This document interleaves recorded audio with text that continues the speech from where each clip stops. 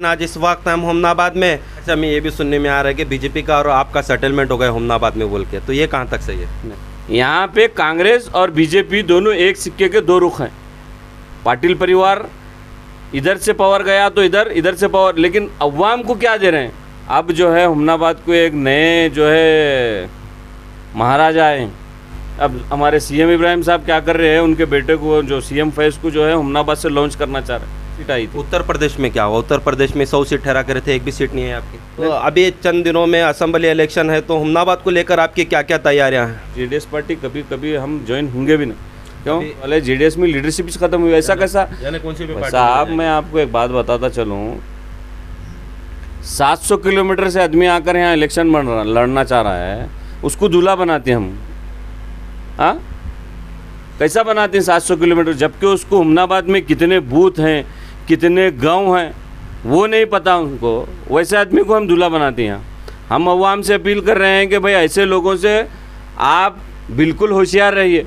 करेंगे हमनाबाद के MIM candidate कौन रहेंगे? चंद लोगों से बाहर से ये भी सुनने में आ रहा है कि एमआईएम अगर आएंगे हमनाबाद में तो बीजेपी 100% आएंगे, तो ये किस नज़र से? एमएलए का कैंडिडेट उतारती है एमआईएम पार्टी, तो कितने लीड से जीतेंगे अगर से आपका कैंडिडेट भी उतरेगा, ऐसा आपका ये है? तो आवाम के लिए एमआईएम की तरफ से अब तक क्या हो गया, क्या आवाम में आप सदर बने जब से आपका ज्वाइनिंग प्रोग्राम भी हम एक भी नहीं देखे। नहीं, बिल्कुल 2013 में हमनाबाद के अंदर यही एमएलए जेडीएस पार्टी का काम करे बोलकर जो है 40 से 45 मुस्लिम के बच्चों को जो है झूठे केस में केस बुक कराए। आज के जो यूथ प्रेसिडेंट हैं उमेश जमगी कांग्रेस पार्टी के, वो कंप्लेनेंट थे। उसमें भीमराव पाटिल, सिद्धू पाटिल, पूरा पाटिल परिवार गवाह में था कि अकबरुद्दीन अवैसी साहब आने की वजह से ऐसा केस हो गया था बोल के। नहीं, ये आपको तो जेडीएस पार्टी छोड़ने की क्या वजह थी? जेडीएस, हमारे एक जेडीएस के लीडर बोल रहे थे कि मेराजुद्दीन पटेल साहब के 45,000 वोट हैं।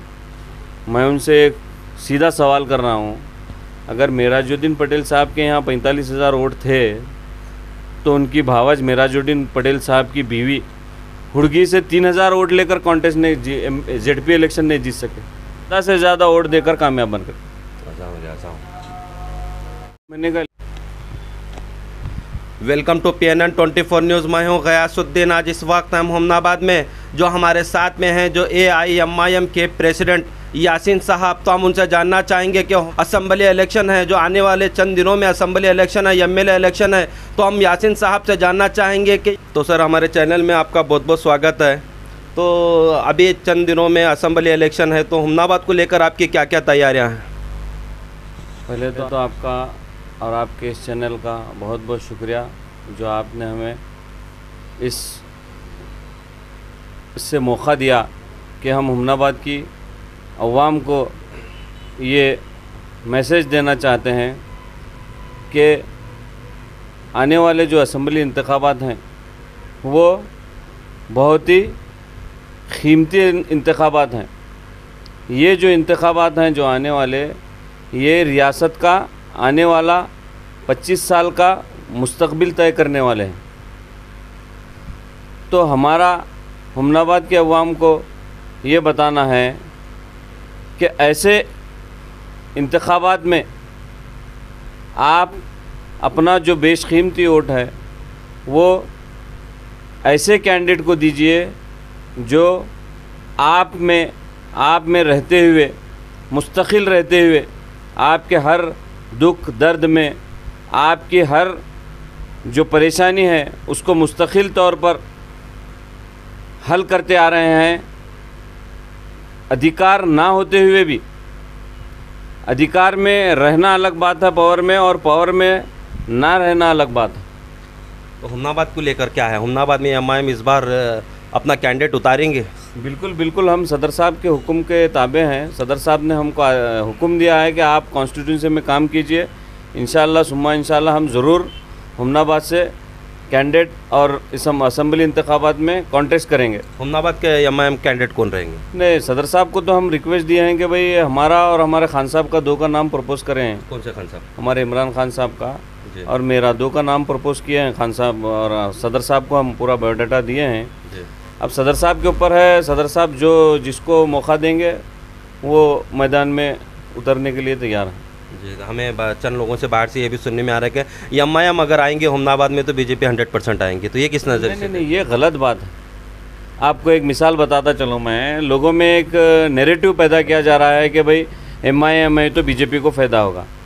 तो मैं आपको एक बात बताता चलूँ, बिदर ज़िले की अवाम को ये मैसेज बता रहा हूँ, मैं वाज़ेह कर रहा हूँ कि 8 बार 9 बार से एमएलए जीतने वाले एक स्टेट के मुख्यमंत्री एन धर्म सिंह साहब, एक बार मुसलमानों ने उनको भरपूर तायद करके वोट दिया, वो जवर्गी से आकर यहाँ जीते। फिर क्या वजह है, 4 एमएलए कांग्रेस पार्टी के ज़िले में रहने के बाद भी जो है धर्म सिंह एक एक्स मिनिस्टर को हार का सामना करना पड़ा। जब एमआईएम कॉन्टेस्ट करी थी क्या? हम ये सवाल कर रहे हैं, जो ये सवाल ये नैरेटिव पैदा कर रहे हैं कि एमआईएम आने से बीजेपी को फ़ायदा होगा, तो बीजेपी एमपी इलेक्शन में कैसा जीती? जबकि आपको बताता चलूँ, यहाँ के लोकल जो कांग्रेस के लीडर्स हैं, जो एमएलए हैं, एमएलए साहब का परिवार है, वो बीजेपी के इसमें फेवर में काम किया। 2013 का इलेक्शन था, एमपी इलेक्शन, उसमें जो है खुलकर उन्होंने बीजेपी का समर्थन करे। यहाँ से लीड दिला बीजेपी, भगवंत खोबा को जो एमपी है उनको लीड दिला, और इन्होंने बीजेपी की तो बात करते हैं अगर एमआईएम कॉन्टेस्ट करी तो बीजेपी आती है बोलकर जो नैरेटिव पैदा कर रहे हैं, ये गलत बात है। आप बोल रहे कि यहाँ से कांग्रेस से बीजेपी को फ़ायदा हो गया, बीजेपी को सपोर्ट हो गया, तो क्या सबूत रख के आप ये बात कर सकते हैं? अरे भाई, यहाँ के लोग खुद ये हैं, गवाह हैं इस बात के। ऊपर बीजेपी का झंडा था, अंदर कांग्रेस का एमएलए था घर में। ये भी देखिए लोग, ये प्रेजेंट जो एमएलए साहब हैं, इनके वालिद साहब खुद बीजेपी से एमएलसी थे, बीजेपी का झंडा था ऊपर, लोग खुद देखे हैं आंखों से। हम कोई ये नहीं बात बता रहे, नई बात नहीं बता रहे। अंदर कांग्रेस का एमएलए था, कांग्रेस से राजशेखर पाटिल साहब एमएलए थे। क्या ये लोगों को ये क्या बात नहीं मालूम है क्या? तो हुमनाबाद में अगर एमएलए का कैंडिडेट उतारती है एमआईएम पार्टी, तो कितने लीड से जीतेंगे? अगर आपको क्या कॉन्फिडेंस है यहाँ से हुमनाबाद? बिल्कुल, हमारा जो है, हमारा एक ही 1 पॉइंट प्रोग्राम है, माइनॉरिटी और दलित और ओबीसी को लेकर चलना। हम जो है लगातार 2013 से माइनॉरिटी के इश्यू हो, चाहे दलितों पर जुल्म हो, और यहाँ के जो तालुक़े के जो हुमनाबाद और चिड़कुप्पा, दुबलगुंडी, घाटबोरल सर्कल, ये जितने भी सर्कल हैं हुड़गी, यहाँ पर जहाँ कहीं भी मुसलमानों पर, माइनॉरिटी पर, दलित पर, ओबीसी पर जब कभी भी जुल्म हुआ है, हम एक ताकतवर आवाज़ बनकर उभरे हैं और वो मसले को हल करे हैं। चाहे वो होराट यानी उसको एहतजाज के तौर पर लीजिए, आप 8 साल 10 साल का हमारा कैरियर निकाल कर देखिए, हम जो है हर वक्त 24/7 हर मसले में हुमनाबाद के अवाम के, चाहे वो माइनॉरिटी का इशू हो, चाहे दलितों का इशू हो, चाहे ओबीसी का इशू हो, हम पीछे बैठकर फेसबुक पर, व्हाट्सएप पर ये ऐसा ये नहीं करें। हम फील्ड में उतरकर, रोड पर उतरकर जो है हम उसको होराट के ज़रिए, एहतजाज के ज़रिए, और वैसा नहीं पुरजोर एहतजाज कर कर वो बात को मनवाएं, हम वो मनवा कर छोड़े हैं। हम लोगों से ये अपील कर रहे हैं कि जो आपके बीच में रहकर जो आपके लिए मुस्तकिल होराट कर रहे हैं, जो आपके हर मसले को एक आवाज़ बनकर उभार रहे हैं, वैसे लोगों को आप इलेक्शन में कामयाब करिए। तो हम लोगों से खवी उम्मीद रखते हैं कि आने वाले इलेक्शन में लोग हमको ज़्यादा से ज़्यादा वोट देकर कामयाब बनकर।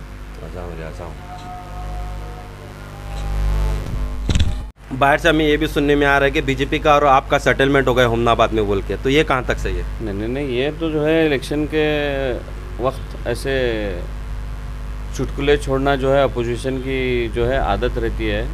ऐसा कोई हमारा और बीजेपी का कोई टाई अप नहीं है। बिल्कुल हम हर वक्त बीजेपी के मुखालिफ में हैं, थे और रहेंगे। आप बता रहे हैं कि बीजेपी और कांग्रेस, मैं आपको बताता चलूँ ये एक ही परिवार है, पाटिल परिवार। यहाँ के लोगों को जो बेवकूफ़ बना रहे हैं नो। और एक मैं बात आपको वाज़ेह करना चाहता हूँ कि क्या वजह है, अगर यहाँ की कांग्रेस बीजेपी के ख़िलाफ़ में है, बीजेपी के विचारधारा के ख़िलाफ़ में अगर लड़ाई लड़ रही है, तो आज बीजेपी का जो है उनके पास एक आपने कांग्रेस के टिकट पर जीता हुआ काउंसलर, उनका भाई खुद जो है बीजेपी का काम कर रहा है। इनको इतनी ताकत नहीं है कांग्रेस वालों के पास कि जो एक कांग्रेस की विचारधारा पर, आप जो सेकुलर विचारधारा कहते हैं, उस विचारधारा पर कॉन्टेस्ट किया, अनअनिमसली जिताई पब्लिक ने उनको। क्यों? कांग्रेस की विचारधारा के ऊपर। वो क्या कर रहे हैं? बीजेपी का काम कर रहे हैं। जो बीजेपी के जो होने वाले अभ्यर्थी बता रहे हैं अपने आप को, उनके खास भाई हैं और इनके राजशेखर पाटिल के भाई हैं, उनको तुम पार्टी से क्यों नहीं निकाल रहे? यहाँ पे कांग्रेस और बीजेपी दोनों एक सिक्के के दो रुख हैं। पाटिल परिवार इधर से पावर गया तो इधर, इधर से पावर, लेकिन अवाम को क्या दे रहे हैं? 50 साल से हुमनाबाद क्षेत्र की जनता तुमको जो है प्रचंड बहुमत देते आ रही है। क्यों?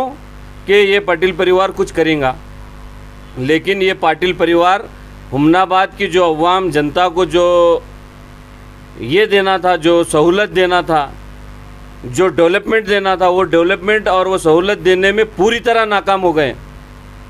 नाकाम हो गए तो फिर कामयाब कौन होंगे? अभी हम अवाम से अपील कर रहे हैं, भाई आपके वास्ते जो होराट कर रहा है, हम आज बता रहे हैं आपको, अगर हम पावर में आए तो हम जहीराबाद बाजू का आप तालुका देख सकते हैं, तेलंगाना स्टेट 45 किलोमीटर पर तेलंगाना स्टेट देख सकते हैं। आपको पूरे इंडिया से लोग आकर वहाँ आकर काम कर जीवन ये कर रहे हैं, उपजीवन, अपने बच्चों का अच्छा भविष्य बना रहे हैं। हुमनाबाद में क्या हो रहा है? यहाँ के बच्चे पढ़ लिख कर जो है बेंगलुरु अपने माँ बाप को छोड़कर, आप ये दर्द महसूस कर सकते हैं? नहीं। यहाँ के बच्चे काम करने के लिए जो है दूसरे मद्रास जाना पड़ रहा है, उनको बेंगलुरु जाना पड़ रहा है, मुंबई जाना पड़ रहा है। जबकि जहीराबाद में इसके बरक्स काम हो रहा है। क्या? दूसरे जो इंडिया के अदर्स स्टेट्स के लोग आकर जो है वहाँ पर काम कर अपनी ज़िंदगियों, अपने बीवी बच्चों को पाल रहे हैं। इसका जिम्मेदार कौन है? हम नेरवा खुला आरोप लगाते हैं। यहाँ के जो 50 साल से जो एमएलए, एक परिवार जो यहाँ पर जो है अपना जो ये कायम किया हुआ है, उसको हम अवाम से अपील करते हैं कि आप अपने बच्चों का भविष्य बनाना चाहते हैं तो आप हम जैसों को, हम हर वक्त हर महाज पर हुकूमत से हो या लोकल एडमिनिस्ट्रेशन से हो, हर चीज़ पर होराट करते आ रहे हैं 12 साल से मुसलसिल। हम कभी कंप्रोमाइज़ नहीं करें। ये होराट को लेकर हम पर बहुत जुल्म ढाए गए, बहुत दबाने की कोशिश करी, लेकिन हम दबे नहीं। ये होराट के चलते पूरे जेसीबी पक्ष एक होकर हमको जो है काउंसिल में जो है ये भी करे, हम फिर भी दबे नहीं। हमारा अवाम से ये मुतालबा है, हमारा अवाम को ये बताना है कि आप ऐसे लोगों को चुन कर लाइए जो आपका डेवलपमेंट करें, आपके बच्चों को भविष्य दें, आपके बच्चों को आने वाले दिनों में रोज़गार दें।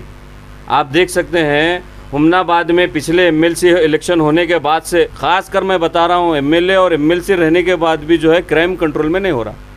लोकल की बात बता रहा हूँ मैं, डिवीज़न की, हुमनाबाद तालुके की, तो सर्कल की तो आप खुद अंदाज़ा लगा सकते हैं। तो फिर अभी आप एमआईएम से है, एमआईएम से आपका कैंडिडेट भी उतरेगा, ऐसा आपका ये है, तो आवाम के लिए एमआईएम की तरफ से अब तक क्या हो गया? क्या आवाम में बिल्कुल हम अंदर काम करते आ रहे हैं। यहाँ पर कैसा हो रहा है आपको बता दूँ मैं, कोई पार्टी ज्वाइनिंग प्रोग्राम रखी, कोई अवाम ज्वाइन हो गई आकर अपने इससे उसको डराना धमकाना, क्या है ऐसा चल रहा है। हम आप सदर बने जब से आपका ज्वाइनिंग प्रोग्राम भी हम एक भी नहीं देखे। नहीं, बिल्कुल हमारा ज्वाइनिंग प्रोग्राम चालू है। हम गांव जाकर ज्वाइनिंग प्रोग्राम कर रहे हैं। इंशाल्लाह आने वाले दिनों में हम बहुत बड़ा यहाँ पर एक प्रोग्राम करने वाले हैं। हमारे जो है लीडर्स से बात हुई है, तेलंगाना के जो हमारे ज़िम्मेदार हैं, ये कल्याण कर्नाटक के मिर्ची सेठ से भी बात हुई है। ठीक है, इंशाल्लाह आने वाले दिनों में पूरे 5-7 एमएलए के साथ हम ऑर्गेनाइज्ड तौर पर एक बहुत बड़ा प्रोग्राम रखने वाले हैं जी। तो अभी हुमनाबाद के अवाम को क्या मैसेज है? हुमनाबाद के अवाम को हमारा यही मैसेज है कि जो ऐसा हो रहा है 2013 में नसीमुद्दीन पटेल को हुमनाबाद के अवाम, खासकर माइनॉरिटी, दलित और ओबीसी कम्युनिटी ने 44,000 वोट दिए। वोट लिए नसीम पटेल साहब 5 साल तक गायब। हम पब्लिक के बीच में रहकर पब्लिक के काम करें। हमको हर वो चीज़ दुश्वारियाँ हुई, हमको हर वो चीज़ मुश्किलात का सामना करना पड़ा, हम करें बिल्कुल। उसके बाद 2018 में फिर मेरे को फैक्ट्री चालू करना था, वो था, ये था, फलां था, मैं और एक बार चांस दो, बोल तो ठीक है भाई बोलकर चांस दो। 2018 में भी फेल हुए, चले गए, उधरिच गए आज ने। अब जो है हुमनाबाद को एक नए जो है महाराजा आए। यहाँ हुमनाबाद कैसा हो गया है आपको एक बात बताऊँ मैं, लॉन्च पैड हो गया, लॉन्च पैड। जैसा कि आप ज़मीर अन्ना जो है अपने बेटे को जो है बनारस पिक्चर से लॉन्च करे उन्होंने, अब हमारे सीएम इब्राहिम साहब क्या कर रहे हैं, उनके बेटे को जो सीएम फैज़ को जो है हुमनाबाद से लॉन्च करना चाह रहे हैं। ये सियासत कोई सियासी फ़िलासफ़ी, सियासत कोई लॉन्चिंग पैड नहीं है। सियासत जो है लोगों में खुद रहकर लोगों के दुख दर्द को बांटते हुए चलना, वो लीडरशिप कहलाती है। हम खुला हमारे हुमनाबाद क्षेत्र के अवाम से ये कहना है कि आप ऐसे लोगों को जो टूरिज़्म पर आए हैं 3 महीने 6 महीने, वैसे लोगों को ख़त्ता वोट मत दीजिए। ये लोगों का काम क्या है मालूम है? कौम के वोट बेचना, कौम के नाम पर जो है वोट ख़रीदना। मैं आपको बताता चलूँ, सीएम इब्राहिम रहने दो या रोशन बेग रहने दो या ज़मीर अन्ना रहने दो, कोई भी रहने दो, 2013 में हुमनाबाद के अंदर यही एमएलए जेडीएस पार्टी का काम करे बोलकर जो है 40 से 45 मुस्लिम के बच्चों को जो है झूठे केस में केस बुक कराए। आज के जो यूथ प्रेसिडेंट हैं उमेश जमगी कांग्रेस पार्टी के, वो कंप्लेनेंट थे। उसमें भीमराव पाटिल, सिद्धू पाटिल, पूरा पाटिल परिवार गवाह में था। कांग्रेस के बेशतर जो है पोस्ट पर रहने वाले जो है वो लोग गवाह में थे वो केस में। वो केस 5 साल 7 साल पूरे 40-44 बच्चे स्पेशल कोर्ट बेंगलुरु में कॉन्टेस्ट करे, उन्होंने पेशी को जाते थे यहाँ से जाकर जो है वहाँ पर स्पेशल कोर्ट से बाइज्जत बरी हुए। जब क्या करे उन्होंने सीएम इब्राहिम रहने दो या रोशन बेग रहने दो, ये जो मुस्लिम लीडर्स बता रहे हैं अपने आप को आज आकर, जब क्या इनका रहा, हमारा ये मुतालबा है, हम कुमार स्वामी से हम खुद जाकर ये करें भाई ऐसा ऐसा करिए, मुझको कुमार स्वामी ठीक है करेंगे। वो तो असदुद्दीन अवैसी साहब की आने की, अकबरुद्दीन अवैसी साहब आने की वजह से ऐसा केस हो गया था बोल के सुने। नहीं, ये आपको लोगों को बेवकूफ़ बनाया जा रहा है, अवाम को। अकबरुद्दीन साहब बहाना थे। जेडीएस के लिए जो काम करे थे, चुन कर ऐसे बच्चों को निशाना बनाया गया जो जनता दल के लिए 2013 में खुलकर काम करे, कांग्रेस के और बीजेपी के ख़िलाफ़ में। ऐसे लोगों को चुनकर मई में इलेक्शन हुए, जून जुलाई अगस्त सितंबर में चुनकर निशाना बनाया गया। उन्होंने अकबरुद्दीन अवैसी साहब का उन्होंने खुद इस्तकबाल करे, उन्होंने खुद ये करे। चंद्रशेखर पाटिल के आज भी फ़ोटो है अकबरुद्दीन अवैसी साहब का इस्तकबाल करे सो नूर धाबे में। ये बात को उन्होंने नकार सकते हैं क्या? उन्होंने खुद बुलाए, उन्होंने खुद इस्तकबाल करने के बाद फिर जो है रात में उन्होंने खुद हंगामा वावेला मचा कर जो है 44 से 40 बच्चों पर केस बुक करे। 5 साल तक बच्चे फिरे, रौडी शूट आज भी ओपन है वो बच्चों के। क्या एमएलए साहब के नॉलेज में या एमएलसी साहब के नॉलेज में ये बात नहीं है? ग्रेजुएट बच्चे हैं, ग्रेजुएट बच्चे, आज उनका फ्यूचर पूरा तबाह ताराज हो गया। वैसे बच्चे रौडी शीट में डाले होना बोलकर क्या वजह है? जबकि कांग्रेस का एमएलए बोल रहे हैं आप, बीजेपी की विचारधारा के आप खिलाफ हैं बोलते हैं, लेकिन आपका जो है हर अमल बीजेपी के फेवर में काम करता। आप देख सकते हैं बीजेपी जो है यहाँ बाजू इनके कार्याध्यक्ष हैं केपीसीसी के, उनके खिलाफ में पुरजोर एहतजाज कर रही है करप्शन को लेकर। यहाँ पर जो है यूजीडी का 32 लाख का करप्शन है, आज तक 32 लाख का काम हुआ है यूजीडी का, उसमें हम बोल रहे हैं कि टोटली 100% करप्शन है। उसके बारे में आवाज़ नहीं उठेंगे इन्हों। चावल जो अन्ना भाग्य चल रहा है, वो अन्ना भाग्य पूरा जो है एपीएमसी गार्डन से चल रहा है। उसके पीछे कौन है? पॉलिटिकल लोग हैं, यही जो है कांग्रेस पार्टी के लोग हैं। मैं तो खुला आरोप लगा रहा हूँ, सबूत के साथ देने को तैयार हूँ मैं। तो जब आप जेडीएस पार्टी में थे, जेडीएस छोड़ के आप एमआईएम में आए, तो जेडीएस पार्टी छोड़ने की क्या वजह थी? जेडीएस छोड़ने की वजह ये रही, जेडीएस में लीडरशिप ख़त्म हो गई। जेडीएस में लीडरशिप ख़त्म हो गई। यहाँ पर कैसा है मालूम है, अवाम की जो मसाइल को हल करने में पूरी तरह नाकाम हो गए जेडीएस के जो भी नुमाइंदे हैं। अब हमारे एक जेडीएस के लीडर बोल रहे थे कि मेराजुद्दीन पटेल साहब के 45,000 वोट हैं। मैं उनसे एक सीधा सवाल कर रहा हूँ, अगर मेराजुद्दीन पटेल साहब के यहाँ 45,000 वोट थे तो उनकी भावज मेराजुद्दीन पटेल साहब की बीवी हुड़गी से 3,000 वोट लेकर कॉन्टेस्ट नहीं, जेडपी इलेक्शन नहीं जीत सके। जब कहाँ गए थे 45,000 वोट? 2018 में यही मेराज पटेल की बीवी जो है नसीम पटेल के ख़िलाफ़ में जो है जाकर जो है कांग्रेस पार्टी का खंडवा डाल लिया गले में। जब कहाँ गए थे? क्यों? तुम्हारे 45,000 वोट थे तो जब भी मेराज पटेल की खुद बीवी कॉन्टेस्ट करना था जेडीएस से। ये सब अवाम को गुमराह करने की कोशिश है। जेडीएस पार्टी में लीडरशिप टोटली ख़त्म हो गई है। जेडीएस पार्टी जो है यहाँ पर मैं समझता हूँ वो 5,000 के ऊपर भी जाना मुश्किल है। हमें ये भी सुनने में आ रहा है बाहर से कि यासीन साहब जेडीएस पार्टी ज्वाइन करने वाले हैं बोल के, ये भी ऐसे भी सुनने में आ रहे हैं बातें। ऐसा नहीं है, ये कहाँ तक सही है? देखिए अवाम को गुमराह करने का स्टंट चल रहा है। बात ये हुई कि जो हमारा जो है मुसलसिल तहसीलदार से कांटेक्ट था कि भाई 2,43,000 में से 21,000 वोट कट हुए थे, तो हम मुसलसिल वहाँ पर नुमाइंदगी कर रहे थे तहसीलदार के पास कि भाई कट हुए तो क्या वजह से कट हुए, हमारे को फार्म नंबर 7 दो, फार्म नंबर 6 दो, कट हुए। तो उधर से उन्होंने भी आए, हम भी मिले वहाँ। हमारा कोई जेडीएस पार्टी ज्वाइन होने का कोई इरादा भी नहीं है, हम जेडीएस पार्टी कभी हम ज्वाइन होंगे भी नहीं। क्यों? अभी हमारी न्यूज़ के ज़रिए ये बताइए आपको, आप फिलहाल एमआईएम में हैं। बिल्कुल बिल्कुल। यानी असेंबली इलेक्शन, एमएलए इलेक्शन होने तक आप कौन सी भी पार्टी में नहीं जाएंगे? नहीं, हम अरे जाने का सवाल ही पैदा नहीं होता भाई साहब, हम तो इलेक्शन कॉन्टेस्ट कर रहे हैं एमएलए। चल रहे सो बाहर बात। नहीं, बिल्कुल ये झूठी अफवाह है, अफवाह फैलाने का काम कर रहे हैं जेडीएस वाले। जेडीएस में लीडरशिप खत्म हुई, ऐसा कैसा? यानी कौन सी भी पार्टी? साहब मैं आपको एक बात बताता चलूँ, 700 किलोमीटर से आदमी आकर यहाँ इलेक्शन लड़ना चाह रहा है, उसको दूल्हा बनाते हैं हम।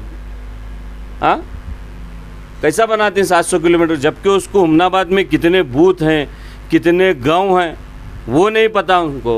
वैसे आदमी को हम दूल्हा बनाते हैं। हम अवाम से अपील कर रहे हैं कि भाई ऐसे लोगों से आप बिल्कुल होशियार रहिए, जो ऐन इलेक्शन के टाइम आकर जो है आपके वोटों से सौदा करते हैं। ऐसे लोगों से बिल्कुल होशियार रहिए, इनकी चिकनी चपाटी बातों में आने की ज़रूरत नहीं है।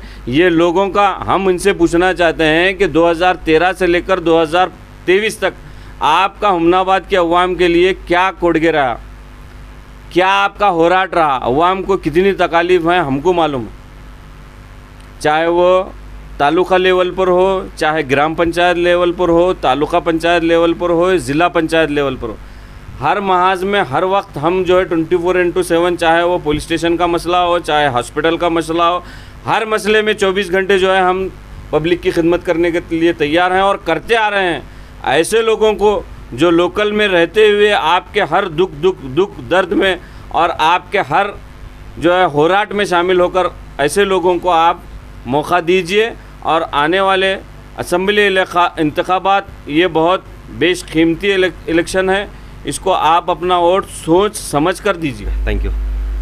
तो ये थे हमारे साथ में यासीन साहब, जो AIMIM के हुमनाबाद से प्रेसिडेंट हैं। तो ये सारी चीज़ें आपके सामने रख चुके हैं। तो देखना चाहेंगे कि आने वाले असम्बली इलेक्शन में MIM अपना कैंडिडेट किसको उतारेंगे और किस तरीके से वो भी अपनी मेहनत करेंगे। तो इसी तरह की न्यूज़ देखने के लिए बने रहिए इंडियन न्यूज़ PNN 24 न्यूज़ पे।